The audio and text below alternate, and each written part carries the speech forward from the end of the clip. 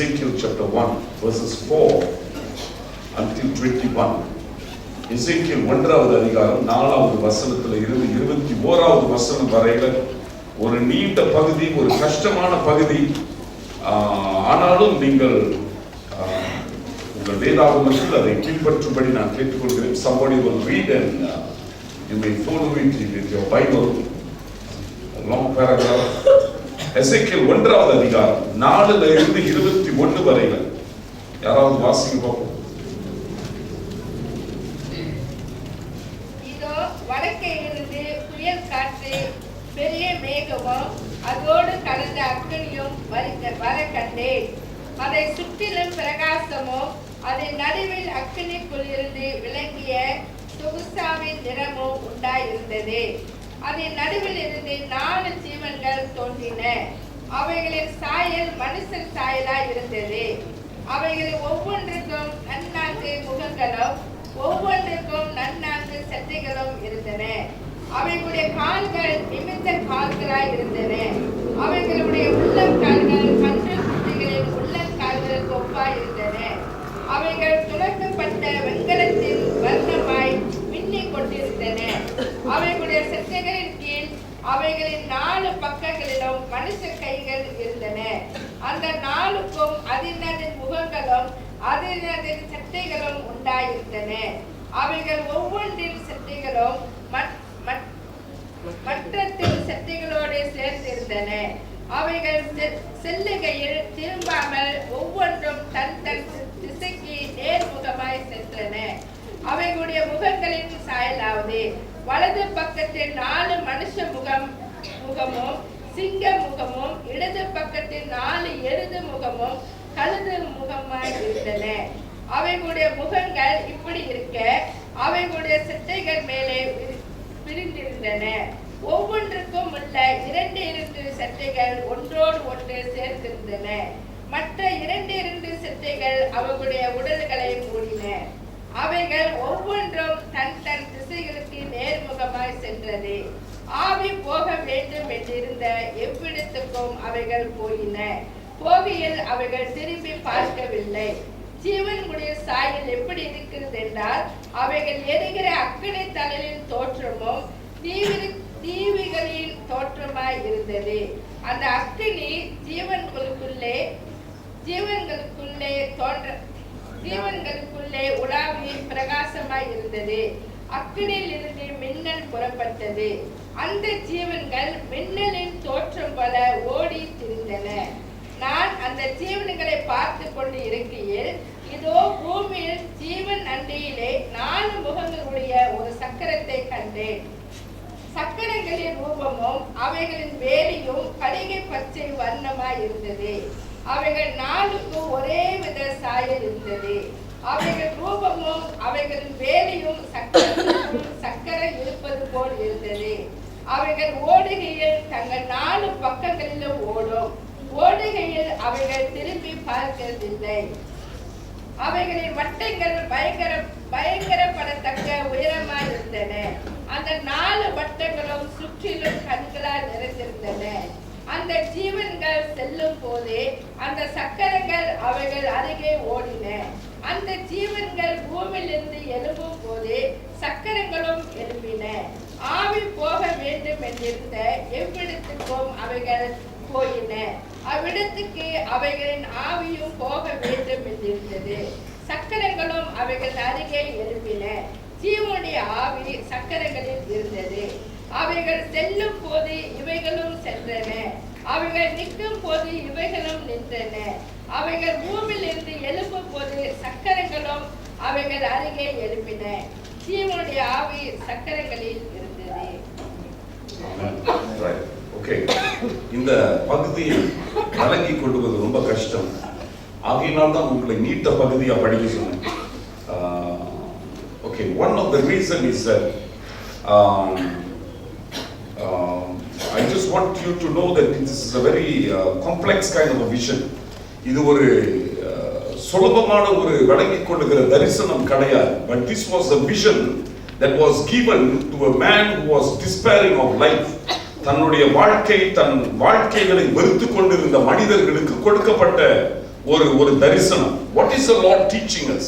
தெய்வன் நமக்கு என்ன கற்றுக் கொடுக்கிறார் என்று நாம் இந்த பகுதியிலிருந்து பார்க்க போகிறோம். சரி, இங்க என்ன நடக்கிறது என்றால், எசேக்கியேல் புத்தகத்துல எசேக்கியேல் 1ஆம் அதிகாரம் எப்ப நடக்குது, என்ன நடக்குது என்று நான் உங்களுக்கு சுருக்கமாக முதலாவதாக ஒரு அறிமுகமாக சொல்லி விடுகிறேன்.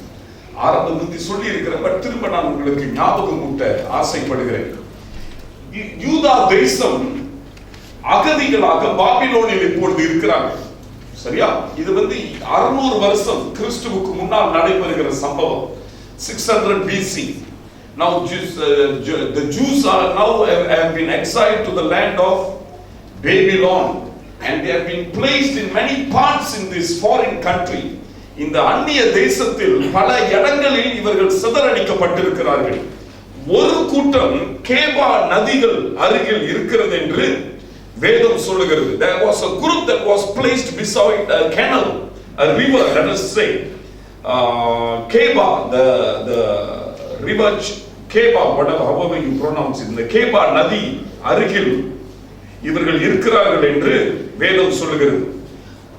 இந்த சம்பவம் இவர்கள் அகதியாக அனுப்பப்பட்டு 5 வருஷம் பிறகு நடைபெறுகிற சம்பவம். It has already been 5 years that these people have been exiled, and it's after 5 years that Ezekiel rises up from the midst of these people as a priest and a prophet.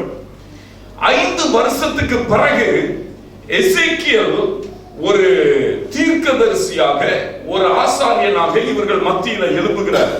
அப்படா நினைச்சு பாருங்க, 5 வருஷமாக they had no communication with God. 5 வருஷமாக இந்த ஜனங்களுக்கும், அகதிகளாக அனுப்பப்பட்ட ஜனங்களுக்கும் கடவுளுக்கும் ஒரு என்ன கிடையாது, கனெக்ஷன் கிடையாது, தொடர்பு கிடையாது.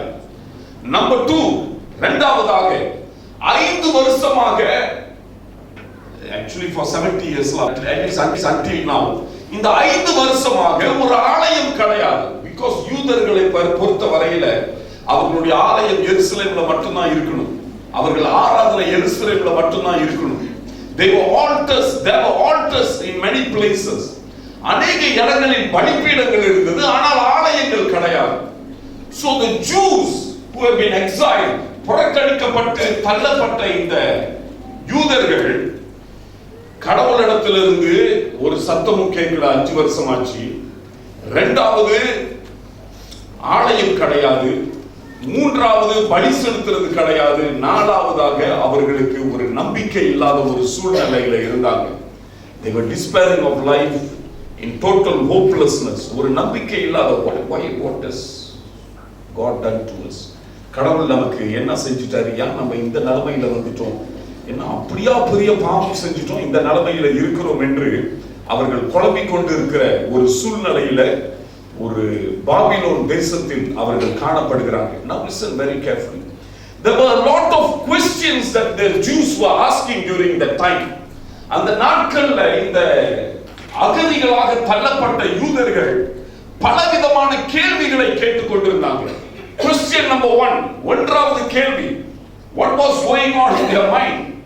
Number 1, what is the use of worshiping a God who is unable to save us or who is not willing to save us? முதலாவது கேள்வி, இவர்களுக்கு தோன்றின கேள்வி, நம்மை காப்பாத்தாத கடவுள், அல்லாவிட்டால் காப்பாற்ற முடியாத கடவுளை ஏன் நாம் ஆராதிக்கணும்? நியாயமான கேள்வி இல்லையா? தள்ளப்பட்டு ஒடுக்கப்பட்டு கஷ்டப்பட்டு கொண்டு இருக்கிற மக்கள் கேட்கிற ஒரு கேள்வி. காப்பாற்றாத கடவுள், காப்பாற்ற முடியாத ஒரு கடவுள். ஒண்ணு அவரால் காப்பாற்ற முடியும், ஆனா நம்மளை காப்பாத்தல, அல்லாட்டி அவரால் காப்பாற்ற முடியாது, அவ்வளவுதான் இல்லையா? Either this God can save us but he is not willing, or he simply is unable to save us. So the Jews are confused with this, and they are puzzled. They are wondering, why do we need to worship a God like this? இப்படிப்பட்ட கடவுளை ஏன் கேட்க வேண்டும் என்று. The whole of Ezekiel answers such questions. இந்த முழு எசேக்கியேல் புத்தகம் பண்பானவர்களை இப்படிப்பட்ட கேள்விகளுக்கு பதில் கொடுக்கிறது.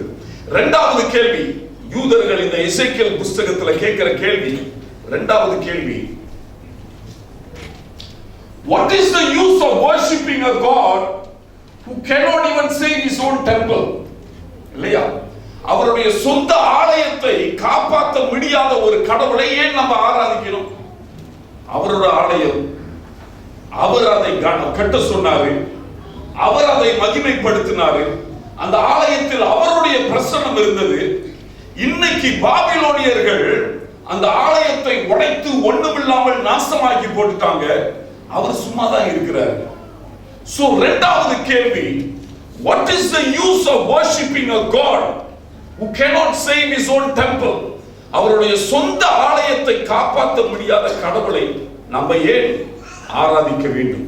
மூன்றாவது, the third question, what is the use of worshiping a God who cannot keep his promise? மூன்றாவது கேள்வி அன்பானவர்களே, தன்னுடைய வாக்குத்தத்தத்தை வார்த்தையை நிறைவேற்ற முடியாத கடவுளை ஏன் ஆராதிக்க வேண்டும்? முற்பிதாக்கள் கிட்ட சொன்னாரு, ஆபிரகாம் கிட்ட சொன்னாரு, மோசே கிட்ட சொன்னாரு, பாலும் தேனும் ஓடுகிற தேசத்தை நான் உனக்கு என்ன செய்வேன்? கொடுப்பேன், நீ சுதந்திரிப்பாய் என்று சொன்னார். அங்க உள்ள ஜாதிகளை எல்லாம் விரட்டி விட்டு உனக்கு அந்த தேசத்தை ஆயத்தப்படுத்தி வைத்திருக்கிறேன், நீ காலம் காலமாக அங்க வாழ முடியும் என்று சொன்னார். ஆனா இன்னைக்கு இதே ஜனங்கள் அன்பானவர்களே, பாபிலோன் தேசத்தில் ஒரு கிணறு அருகில் என்ன செய்து கொண்டிருக்கிறாங்க? உட்கார்ந்து புலம்பிக் கொண்டிருக்கிறாங்க. And now they are questioning, they are asking, God has either broken his promise or he simply cannot keep on to his word or his promise. ஒன்னு கடவுள் வாக்குத்தத்தங்களை நிறைவேற்ற முடியாத ஒரு சூழ்நிலையில் இருக்கிறாரு, அல்லாவிட்டால் அந்த கடவுளால அவருடைய வாக்குத்தத்தங்களை என்ன செஞ்சிட்டார்? அவரே முறியடிச்சு விட்டார். or he has broken his own promise. So why do we worship a weak God? You see, the Jews were exiled, you know. It's like யூதர்கள் அன்பானவர்களே, வீடு இல்லாத நிலைமை கிடையாது. வீடு இல்லாமல் இருக்கிறது ஒண்ணு.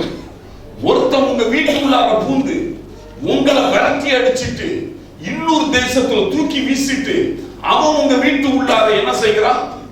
நிம்மதியா உட்கார்ந்து இருக்கிறான். நீங்க கட்டின வீடு, நீங்க வாங்கின வீடு, நீங்க அலங்கரித்த வீடு, நீங்க வாழ்ந்து கொண்டு சந்தோஷமா இருந்த வீடு, வெளியே உள்ளவன் ஒருத்தன் உள்ளார வந்து உங்களை குடும்பமா ஒண்ணுமில்லாமல் தூக்கி வீசிட்டு நீ ஒரு பொருளும் எடுக்க முடியாது, உடுத்தின சட்ட சில்வாரோட என்ன செய்ய? வெளியாகும். எங்க போறது? எங்கேயாவது போய் தொலை, எனக்கு உன் வீடும் வேணும், உன்னுடைய பொருள்களும் பணமும் நகையும் எல்லாம் எனக்கு வேணும் என்று இந்த ஜனங்களை வெளியே தூக்கி வீசிவிட்டு அவன் என்ன செஞ்சிருக்கிறான்? உள்ள உட்கார்ந்து இருக்கிறான். இவனுங்க ஏறக்குறைய 800 மைல்கள் பிரயாணம் பண்ணி எத்தனையோ நபர்கள் குடும்பத்துல இழந்து செத்து போய் நாசமாகி ஒண்ணுமில்லாமல் அகதிகளாக ஒரு புறஜாதி தேசத்துல என்ன செய்து கொண்டிருக்கிறாங்க? தங்கி கொண்டிருக்கிறாங்க. and they are disillusioned, they are sad, they are hopeless, they are angry, they are depressed, they have been oppressed and they are suppressed. ஒடுக்கப்பட்டு நொறுக்கப்பட்டு குழப்பத்தோடு ஆத்திரத்தோடு இந்த கேள்விகளை கேட்கிறாங்க. Do we worship a God who cannot help us or does not want to help us? நமக்கு உதவி செய்யாத கடவுளை நாம் ஆராதிக்கணுமா? அல்லாவிட்டால் உதவி செய்ய முடியாத கடவுளை இன்னும் ஆராதிக்கணுமா? அவருடைய சொந்த ஆலயத்தை அவரால் காப்பாற்ற முடியல, நம்மளை எப்படி காப்பாற்றுவார்? நம்ம வீட்டை அவரை இன்னும் ஆராதிக்கணுமா? அல்லது மூன்றாவதாக, நமக்கு இதை செய்வேன் அதை செய்வேன், பாலும் தேனும் ஓடுகிற தேசத்தை கொடுப்பேன் என்று சொன்னாரு. Do we still worship him who has actually broken his word and his promise, who has been unfaithful to us? நமக்கு உண்மை இல்லாமல் இருக்கிறார், இவரை ஆராதிக்க வேண்டுமா என்று. Sometimes we all go through this situation. We may not ask the similar questions with such intensity, but we do question God's capability and ability. இல்லையா? சில வேளையில் நாம் பிரச்சனைகளை சந்திக்கும் பொழுது, கஷ்டமான சூழ்நிலைகளை சந்திக்கும் பொழுது இந்த ஜனங்களை போல சில கேள்விகளை கேட்கிறோம். ஒருவேளை இவர்களை மாறி கடவுளை குற்றம் சாட்டாமல் இருக்கலாம். We may be a little bit more decent. ஆனா these are the type of questions that come into our mind. Why is he not answering our prayer? Why has he abandoned us? ஏன் நம்மளை புறக்கணித்து விட்டார்? ஏன் நம்ம ஜெபத்துக்கு பதில் கொடுக்காம இருந்துட்டார்? நான் பாவம் செஞ்சுட்டேன், ஆனா அவ்வளவு பெரிய பாவமா செஞ்சுட்டேன். நான் என்ன விபச்சாரம் பண்ணிட்டேனா, 10 பேரை கொலை பண்ணிட்டேனா, 4 குடும்பமா எரிச்சு போட்டுட்டேனா? ஒண்ணுமே அப்படி ஒண்ணும் பெருசு செய்யலையே. சின்ன சின்ன பாவங்கள் மனிதர்கள் செய்யற மாதிரி தான் செஞ்சிருக்கிறேன். But I am suffering beyond my sins. என்னுடைய பாவங்களுக்கு அப்பால் பட்டு நான் கஷ்டப்பட்டு எல்லாவற்றையும் இழந்து போய் ஒரு புறஜாதியின் தேசங்கள்ல என்ன செய்து கொண்டிருக்கிறேன்? பிச்சைக்காரனை போல உட்கார்ந்து இருக்கிறேன் என்று அவர்கள் கஷ்டப்பட்டு கொண்டிருக்கிறாங்க. Sometimes we too go through the same type of disillusionment. கடவுள் எங்க? Where is God? What happened to his promises? What about the prophecies? What about the prayers? What about the sacrifices that I have done? நான் செய்த தியாகங்கள், நான் செய்த எனக்கு ஜனங்கள் சொன்ன தீர்க்க தரிசனங்கள், what happened to all this? இது எல்லாம் என்ன நடந்தது என்று நம்ம கேட்டுக்கொண்டிருக்கிறோம். And then God presents to Ezekiel chapter 1. அந்த வேளையில தான் 5 வருஷங்கள் இவர்கள் புலம்பல் பிறகு ஆண்டவராகிய தெய்வன் 1வது அதிகாரத்தை எசேக்கியேலுக்கு கொடுக்கிறார். சரியா? And he presents to him chapter 1. And Ezekiel presents this to the people, the exiled people. இந்த 1வது அதிகாரத்தை இந்த அகதிகளாக இருக்கிற இந்த ஜனங்களிடம் எசேக்கியேல் வெளிப்படுத்துகிறார். And now they are wondering what is the Lord's message all about. என்னடா இது? ஒண்ணுமே என்ன செய்ய மாட்டேங்குது, விளங்க மாட்டேங்குது. வெளிப்படுத்தல் விசேஷமாவது ஒரு அளவு நம்மால் விளங்கிக் கொள்ள முடியும், யூகிக்க முடியும். At least revelations we can understand to a certain extent or assume some symbols. But in Ezekiel chapter 1 it is beyond understanding. நம்மால் விளங்கிக் கொள்ள முடியாத ஒரு சத்தியத்தை இந்த இடத்தில் ஆண்டவர் தேவனுடைய மகிமை என்று வெளிப்படுத்துகிறார். Look at the last verse. Chapter 1, the last verse. 1வது அதிகாரம் கடைசி வசனம்.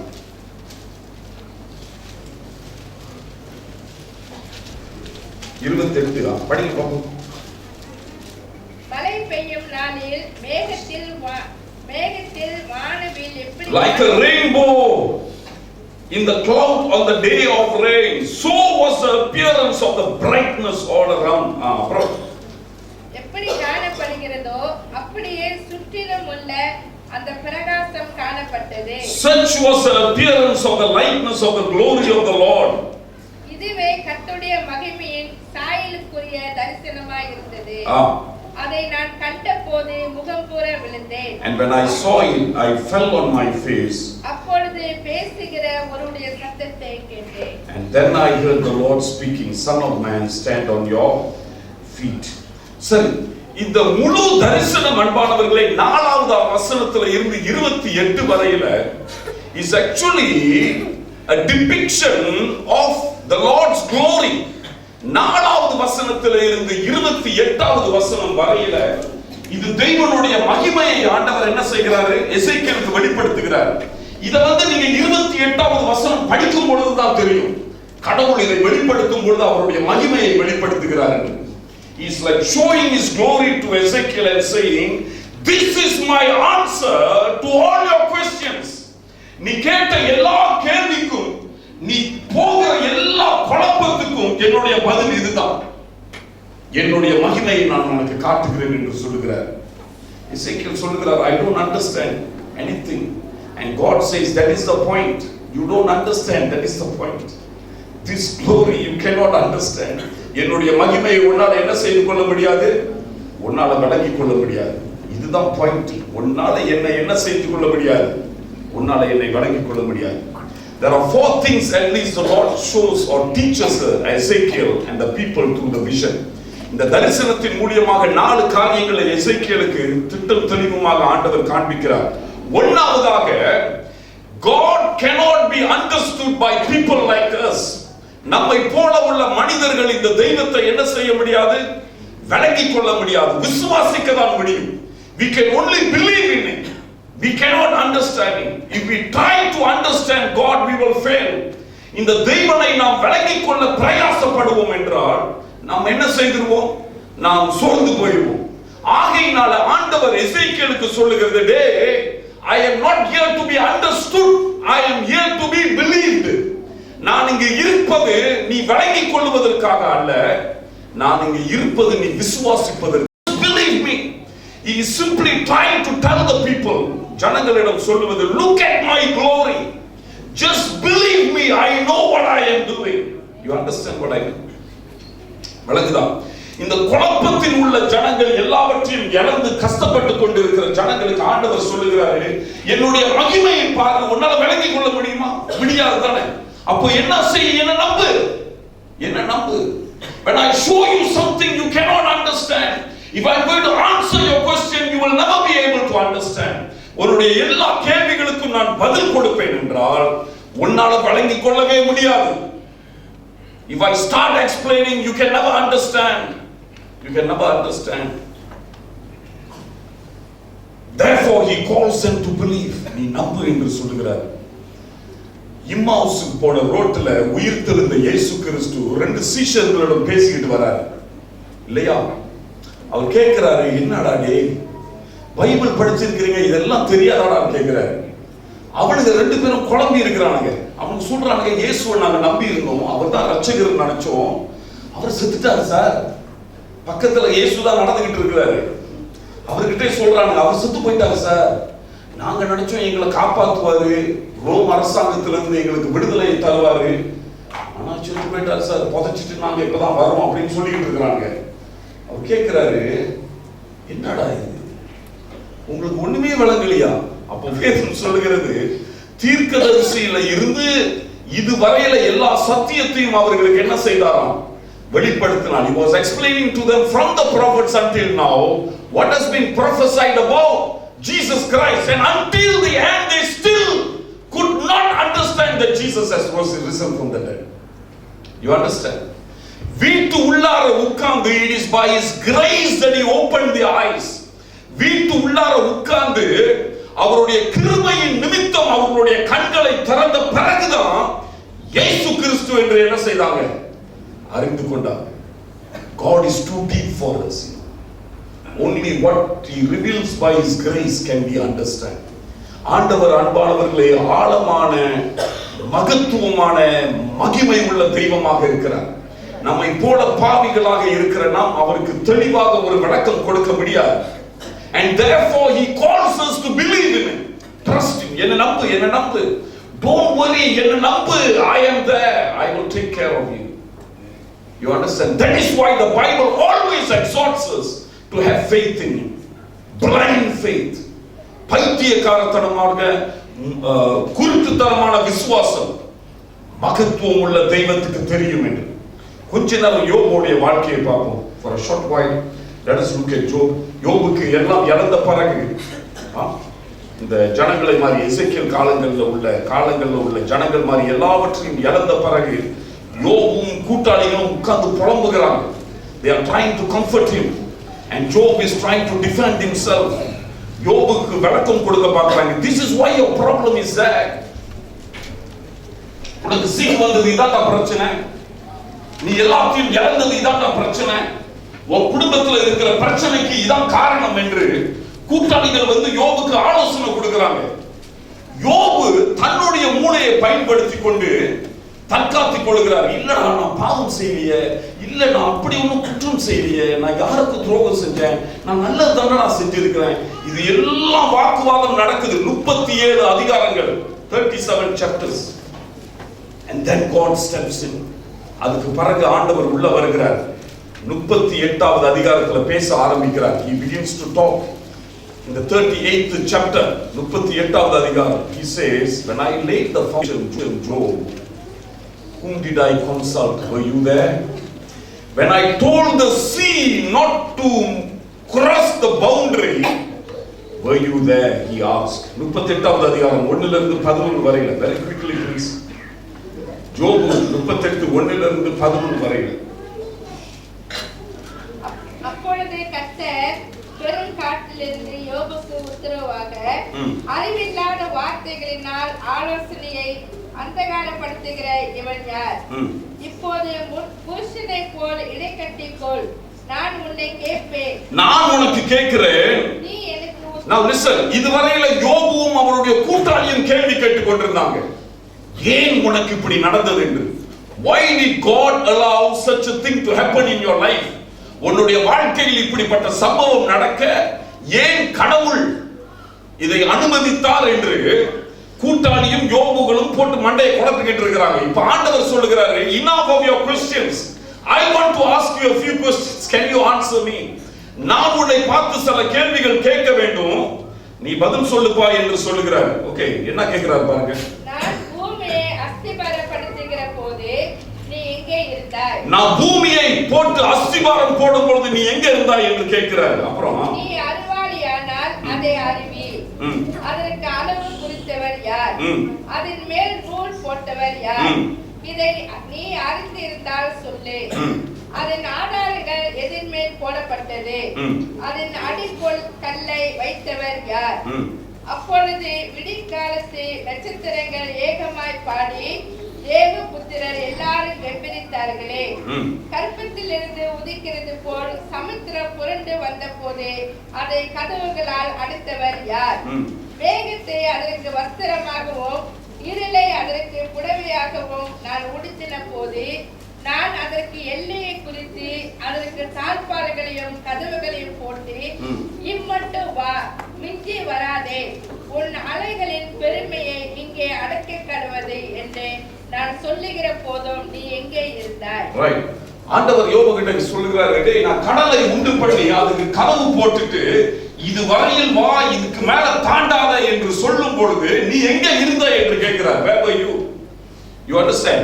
And then chapter 39 38 39வது அதிகாரத்தை நீங்க வாசித்து பார்த்தீங்கன்னா இப்படிதான் கேட்டுக்கிட்டே இருப்பார் யோபு கிட்ட. நீ எங்க இருந்த? நான் இப்படி செஞ்சேனே, நான் அப்படி செஞ்சேனே, நான் இதை செஞ்சேனே, உனக்கு இது வழங்குமா அது வழங்குமா என்று யோபு 40வது வசனத்துல சொல்லுகிறாரு, என் கையை வைத்து என் வாயை மூடிக்கொண்டு நான் இப்பொழுது உட்கார்ந்து இருக்கிறேன் என்று சொல்லுகிறார். Job chapter 40 verses 1 to 5 quickly.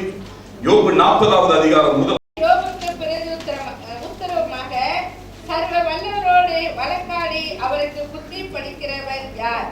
தேவன் பேரில் குற்றம் பிடிக்கிறவன் இவைகளுக்கு உத்தரவு சொல்ல கடவன் என்றார். அப்பொழுது யோபு கர்த்தருக்கு பிரதியுத்தரமாக, இதோ நான் நீசன், நான் உமக்கு என்ன மறு உத்தரவு சொல்லுவேன்? என் கையினால் என் வாயை பொத்திக் கொள்ளுகிறேன். என் கையினால் என்னுடைய வாயை என்ன செய்து கொள்ளுகிறேன்? பொத்திக் கொள்ளுகிறேன் என்று சொல்லுகிறார். ஆண்டவர் கேட்கிறார், என்ன மேல குற்றம் சொல்லுகிறியா? Then answer me என்று சொல்லுகிறார். And Job says, I cannot answer you. உமக்கு என்னால் பதில் கொடுக்க முடியாது, என் கையை எடுத்து என் வாயை பொத்திக் கொள்ளுகிறேன் என்று. ஆண்டவர் அப்பையும் விடல அவனை. 41 திரும்ப அவரை கேட்கிறார். 42வது வசனத்துல யோபு என்ன சொல்லுகிறார் பாருங்க. 42வது அதிகாரம் முதல் 6 வசனங்கள். அப்பொழுது யோபு கர்த்தருக்கு பிரதியுத்தரமாக, தேவன் சகலத்தையும் செய்ய வல்லவர், நீ செய்ய நினைத்தது தடைப்படாது என்பதை அறிந்திருக்கிறேன். அறிவில்லாமல் ஆலோசனையை மறைக்கிற இவன் யார்? ஆகையால் நான் எனக்கு தெரியாததையும் என் புத்திக்கு எட்டாததையும் நான் அறியாததையும் அனுப்பினேன் என்றேன். நீர் எனக்கு செவி கொடும், அப்பொழுது நான் பேசுவேன். நான் உம்மை கேள்வி கேட்பேன், நீர் எனக்கு உத்தரவு சொல்லும். என் காதினால் உம்மை குறித்து கேள்விப்பட்டேன், இப்போதே என் கண் உம்மை காண்கிறது. ஆகையால் நான் என்னை அருவருத்து தூளிலும் சாம்பலிலும் இருந்து மனஸ்தாபப்படுகிறேன். Finally Job comes to a place where he repents and says, I have made a mistake by questioning God. You understand what I mean? சரியா? நான் ஒரு தவறு பண்ணிவிட்டேன், தெய்வனை கேள்வி கேட்க நான் ஆரம்பித்து விட்டேன், அது பெரிய தவறு ஆண்டவரை, நான் மனஸ்தாபப்பட்டு மனம் திரும்புகிறேன் என்று 42வது அதிகாரத்துல மனம் திரும்புகிறார். அதுக்கு பிறகு ஆண்டவர் அவனை ஆசீர்வதிக்கிறார் என்று பார்க்கிறோம். முதலாவதாக அன்பானவர்களே, to all our confusion, நம்முடைய எல்லா குழப்பங்கள், கணக்குகள், விளங்கிக் கொள்ள முடியாத சூழ்நிலைகள், புயல்கள் நம்முடைய வாழ்க்கையை வீசும் பொழுது ஆண்டவர் தன்னுடைய மகிமையை நமக்கு காட்டி என்ன சொல்லுகிறார் என்றால், உன்னால என்னை என்ன செய்து கொள்ள முடியாது, விளங்கிக் கொள்ள முடியாது. உனக்கு உன்னால என்னை புரிஞ்சு கொள்ள முடியாது. உனக்கு அவ்வளவு மூளை கிடையாது. ஆகையினாலதான் உன்கிட்ட சொல்றேன், நீ என்ன செய்யணும், என்ன நம்பணும் என்று. That is why I am asking you to trust me, believe in me. Because if I explain, you can never understand.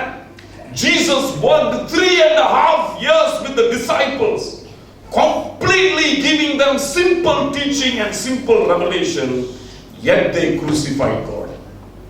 You understand? சரியா? ஆகையினால முதலாவதாக அன்பானவர்களே, whatever situations that you are going through, நாம் எந்த சூழ்நிலையை கடந்து சென்றாலும், just tell him, Lord, I don't understand what I am going through, but I still trust you. ஆண்டவரே, எனக்கு இது வழங்க மாட்டேங்குது, புரிந்து கொள்ள மாட்டேங்குது, கேள்வி கேட்டு நீங்க சொன்னாலும் என்னால வழங்கிக் கொள்ள முடியாது. ஆகையினால இந்த சூழ்நிலையிலும் I am only trusting you, I am just believing you, knowing that finally you will bless me. சரியா? இரண்டாவதாக, what is the Lord teaching? 14வது வசனம், எசேக்கியேல் 1க்கு வந்துருவோம் திரும்ப. எசேக்கியேல் 1:14. அந்த ஜீவன்கள் மின்னலின் தோற்றத்தை போல ஓடி திரிந்தன. அந்த ஜீவன்கள் மின்னலின் தோற்றத்தை போல ஓடி என்ன செய்ததாம்? திரிந்தன. இந்த 1ஆம் அதிகாரத்தை வாசித்து பார்த்தீர்கள் என்றால் அன்பானவர்களே, there was a lot of action in the midst of these heavenly beings. இந்த பரலோக ஜீவன்கள் மத்தியில அதிகமான கிரியைகள் நடந்தது. 14வது வசனம் சொல்லுகிறது, மின்னலை போல என்ன செய்ததாம்? ஓடி திரிந்தது. It was lightning flashing. The living beings were moving in the midst of the people. இரண்டாவது எசேக்கியேல் புரிந்து கொண்டது என்ன தெரியுமா? And if you keep on reading Ezekiel, இந்த புத்தகத்தை படிச்சு பார்த்தீங்கன்னா, God is very active in the midst of his people. We don't serve a God who has abandoned us, or who has become dormant. நாம் ஆராதிக்கிற கடவுள் நம்மை விட்டு விலகி போனது கிடையாது. அல்லாவிட்டால் எப்படியாவது இவங்க வாழ்ந்து கொள்ளட்டும் என்று கை கட்டி நிற்பதும் என்னது கிடையாது. Heaven is very active on our behalf. நம்முடைய சார்பில் அன்பானவர்களே, பரலோகம் அதிகமான கிரியையில் ஈடுபடுகிறது என்பதை நீங்க என்ன செஞ்சிடக்கூடாது, மறந்துவிடக் கூடாது. சரியா? There are angels constantly moving in our midst. நம்முடைய சார்பில் தெய்வ தூதர்கள் கிரியை செய்து கொண்டிருக்கிறார்கள். 103வது சங்கீதம் 20வது வசனம். சங்கீதம் 103:20.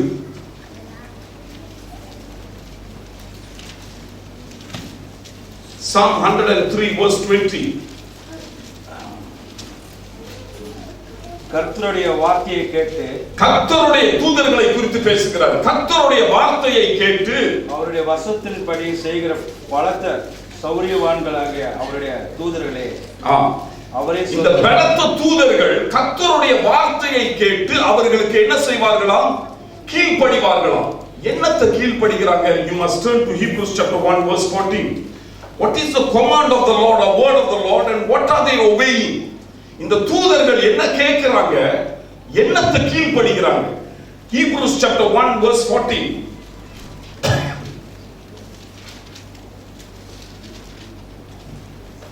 எபிரேயர் 1:14. ரட்சிப்பை சுதந்தரிக்க போகிறவர்கள் நிமித்தம் ஊழியம் செய்யும்படிக்கு அவர்கள் எல்லாராலும் அனுப்பப்படும் பணிவிடை ஆவிகளாய் இருக்கிறார்கள். அவரால் அனுப்பப்பட்ட பணிவிடை ஆவிக்காரர்கள். சரியா? ரட்சிப்படைகிறவர்கள் உங்களுக்கும் எனக்கும் இந்த தெய்வ தூதர்கள் பணிவிடை ஆவிகளா, மினிஸ்டரிங் ஸ்பிரிட்ஸ் என்று இருக்கும். சரியா? What do angels do? They minister for us. நமக்காக பணிவிடை செய்கிறார்கள் என்று வேதம் சொல்லுகிறது. நம்முடைய சார்பில்.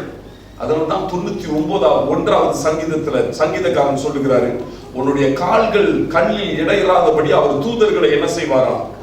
கட்டளையிடுவார்கள்.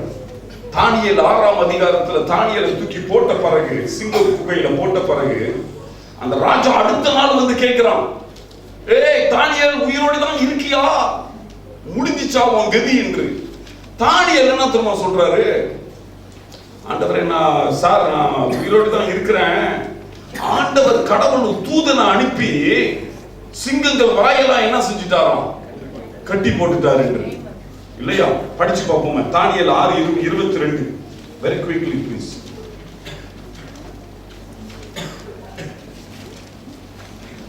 Daniel 6:22. பஞ்சாச்சப்பா 6:22.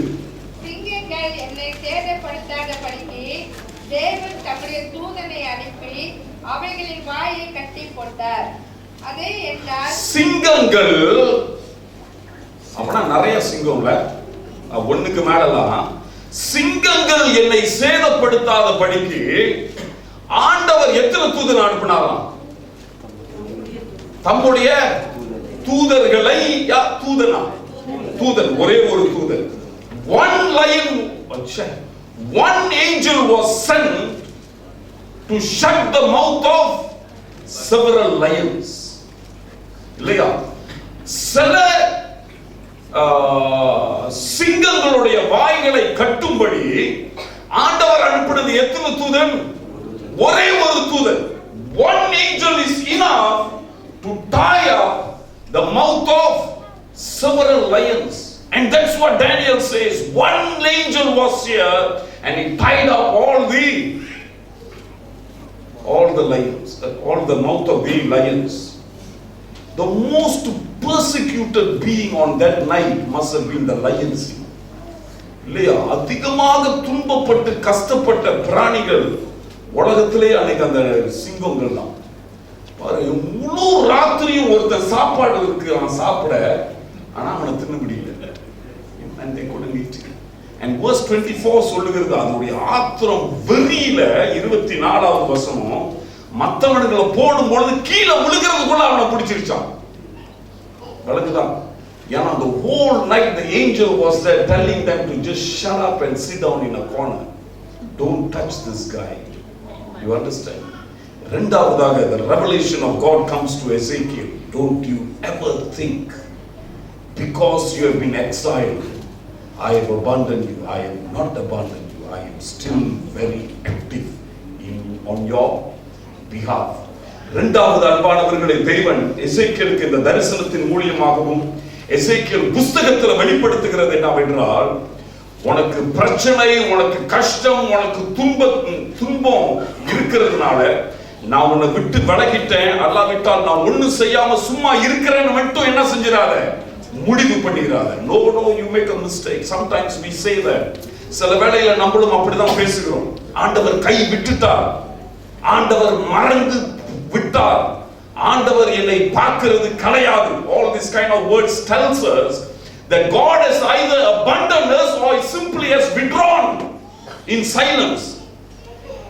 இந்த இப்படிப்பட்ட வார்த்தைகள் என்ன சொல்லுகிறது என்றால், ஒண்ணு ஆண்டவர் நம்மை விட்டு போயிட்டாரு, அல்லாவிட்டால் ஆண்டவர் அமைதியாகிவிட்டார். He doesn't want to interfere in my life anymore. That is not true. அது உண்மை கிடையாது. The vision shows the Lord is more than active when we are in trouble.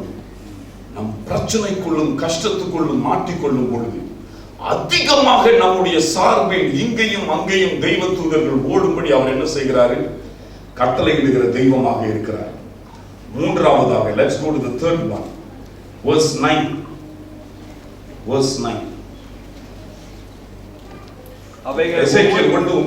அவைகள் ஒவ்வொன்றின் சட்டைகளும் மற்றதின் சட்டைகளோடு சேர்ந்திருந்தன. அவைகள் செல்லுகையில் திரும்பாமல் ஒவ்வொன்றும் தன் திசைக்கு நேர்முகமாய் சென்றன. Verse 17. அவைகள் ஓடுகையில் தங்கள் 4 பக்கங்களிலும் ஓடும். ஓடுகையில் அவை திரும்புகிறதில்லை. This is something that is impossible that is happening in எசேக்கியேலுடைய தரிசனத்துல. இந்த ஜீவன்கள் பிரயாணம் பண்ணும் பொழுது 4 முகங்கள் இருக்கிறது, 4 பக்கமும் திரும்பாமல் எந்த பக்கமும் என்ன செய்யுமா? போகுதான். 4 மூஞ்சி இருக்குது, எந்த டைரக்ஷன் போனாலும் பிரச்சனையே கிடையாமல் என்ன செய்கிறது? போகிறது. They travel to the right, no problem. The whole being simply travels to the right.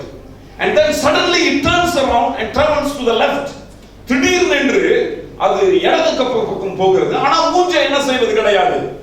திருப்புவது கிடையாது. ஒன்னு இந்த பக்கம் இழுத்துக்கிட்டு, ஒன்னு அந்த பக்கம் இழுத்துக்கிட்டு, ஒன்னு இந்த பக்கம் என்ன செய்வது கிடையாது? இழுப்பது கிடையாது. None pulls this way or that way. All was in perfect coordination. And Ezekiel describes this 3 times.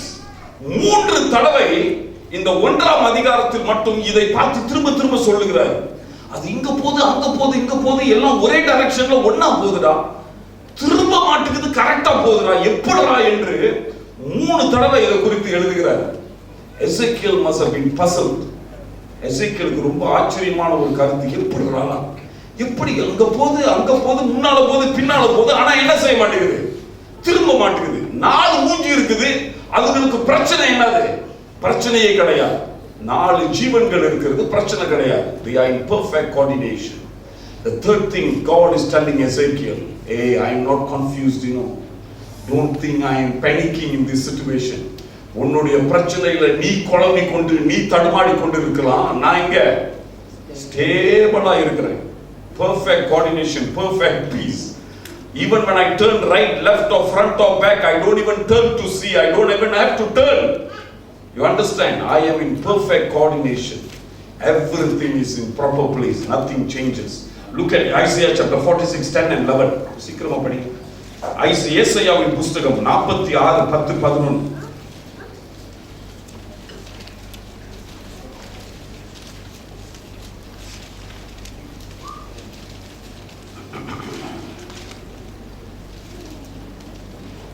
ஏசாயா 46, 10, 11.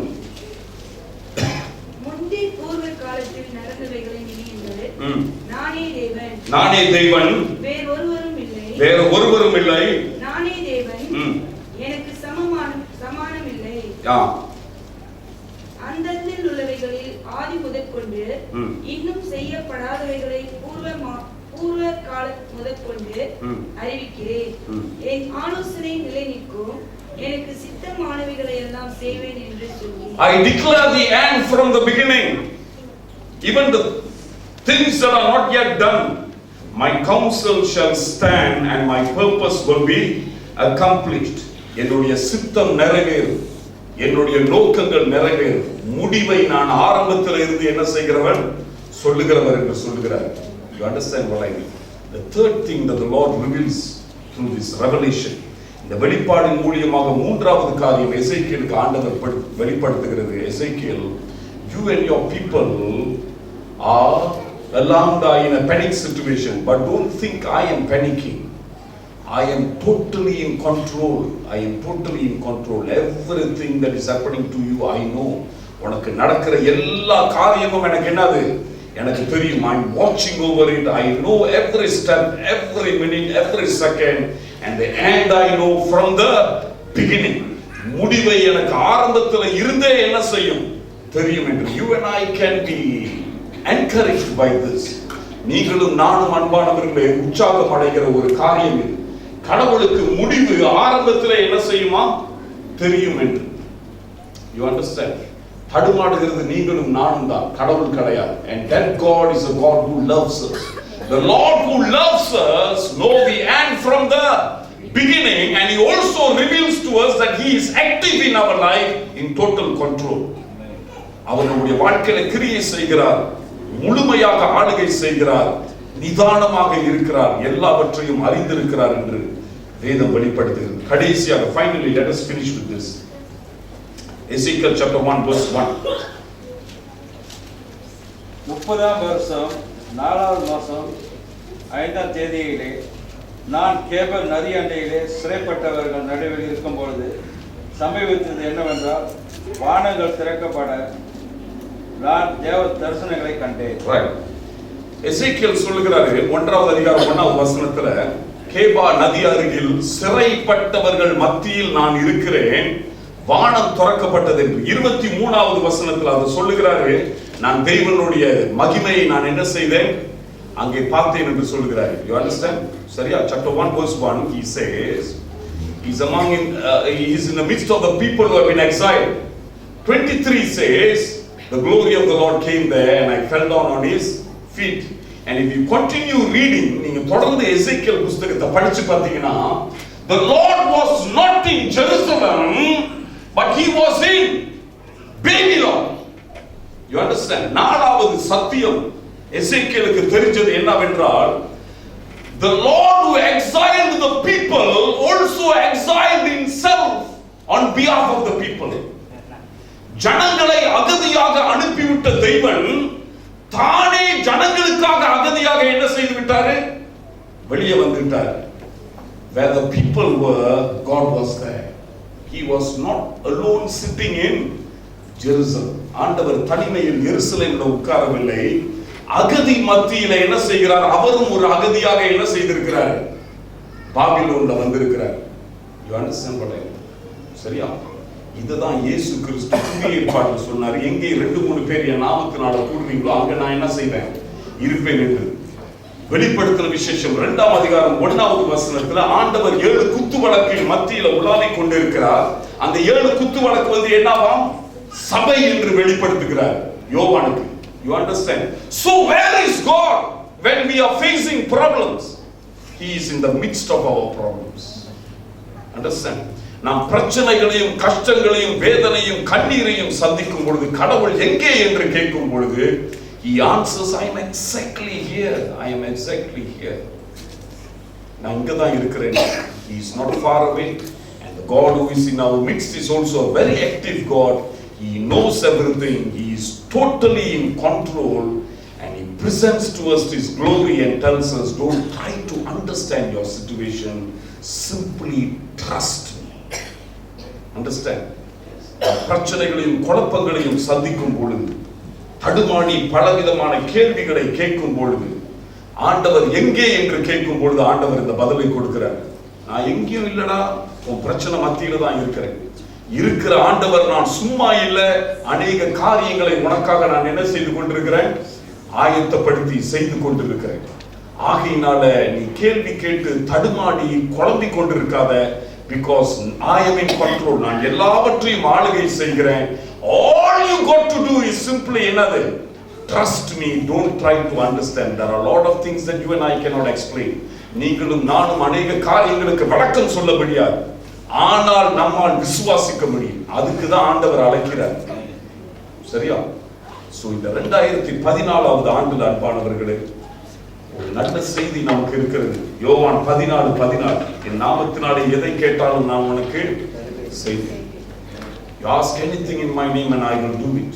You ask anything in my name. Maybe that is the anchor on which we build our life.